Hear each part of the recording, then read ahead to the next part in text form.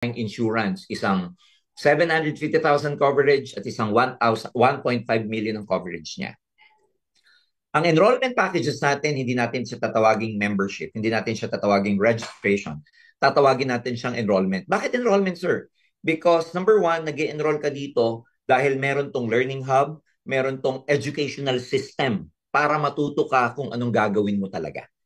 Part nung binili mo is an educational system, learning hub, so that you can learn how to become an entrepreneur. So ang mga packages natin, madali lang tandaan, A, B, C, D, E. Associate, which is 8,500. Builder, 17,500. Consultant, 45,500. Director, 110,500. And executive, 199,800. Meron naman, purely insurance at saka yung training system natin. Ang tawag natin doon MP. So pwede kayong mamimili MVP, MV, at saka MP. Ayan.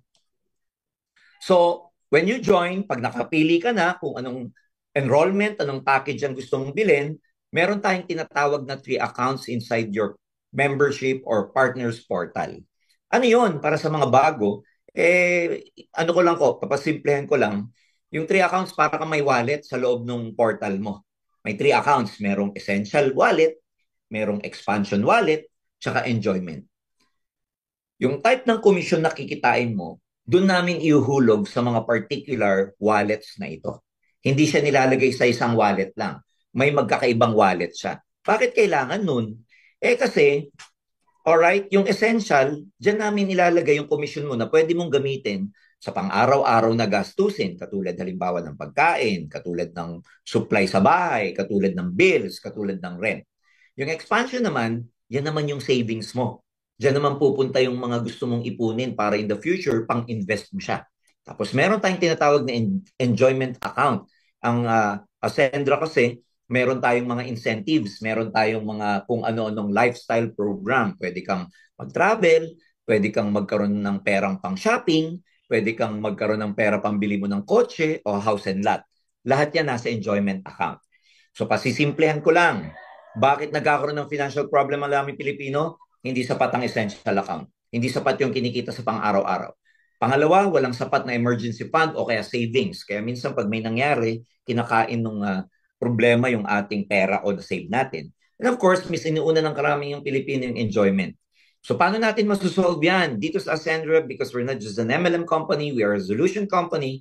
Ayan yan. Hindi sapat ang essential account. That's why dito sa Ascendra, palalakihin natin o dadagdagan natin ang cash flow nyo. Paano? When you enroll, tuturuan namin kayo paano ka magbenta o paano ka mag-form ng network mo. Paano ka magkaroon ng organization, paano ka magkaroon ng sales force. Alright? O kaya nung mga tinatawag nating enrollment packages. So dalawa lang ibebenta mo dito. Nagbebenta ka ng enrollment packages at saka nagbebenta ka ng mga products or services natin. So tignan natin kung ano yung table ng kitaan pagdating sa pagbebenta. Ayan.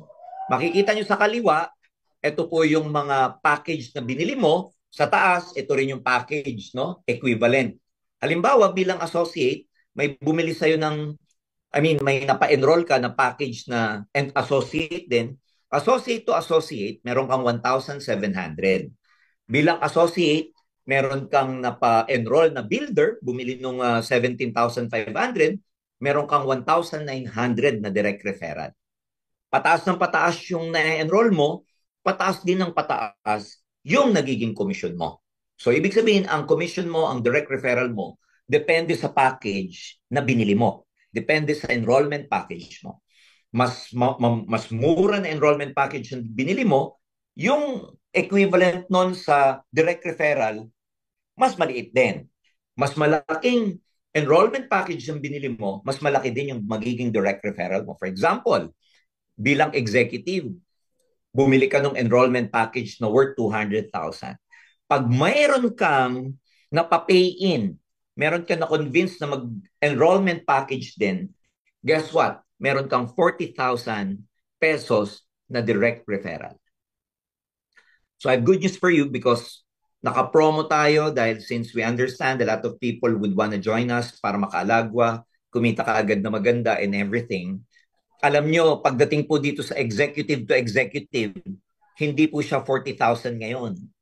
Naka-promo po kami kasi kung kukumputin niyo po yung 40,000, yung direct referral na yan, that is equivalent to 20% of 200,000. Kumbaga parang pag nakabenta ka ng enrollment package na 200,000, meron kang 20% as direct referral. 40,000 po yun. Ngayon naka-promo kami, hindi po 20% ngayon ang direct referral. 35% po ang direct referral sa executive. Kaya pag ikaw executive, may bumili sa'yo ng 200,000, nag-enroll ng 200,000 na package, hindi 40,000 ang commission mo, kundi 70,000 pesos. Kasi naka-promo po kami. So, get in touch with your sponsors kung sino po yung nag-invite sa inyo, magpaturo po kayo, magpa-explain kayo further para maintindihan niyo yung sinasabi ko. So, can you just imagine, ganun po ka-generous yung marketing plan ng pag-usapan naman natin yung expansion account. Ito naman, dito naman mapupunta yung savings mo. Kasi meron ka ng commission sa essential, so kung ano yung kikitain mo dito sa expansion account, pwede mo nang iwan yon hanggang lumaki ng lumaki para maging savings mo siya. Saan naman nanggagaling yung expansion account o yung kinikita mo sa expansion? Nanggagaling naman po to saan? Sa tinatawag naming turbo. Yung turbo, ibig sabihin ho nito, triple unified recurring bonus. Sa mga networkers, na intindihan nyo yan, madaling intindihan yan, 3 beses ang kitaan natin sa isang produkto o isang package. Pero sa mga bago sa networking, 3 beses nyo pong pakikinabangan kung ano man ang benta sa grupo nyo. Mapa enrollment package, bumibili sa grupo nyo, 3 beses kang kumikita sa isang produkto o isang package.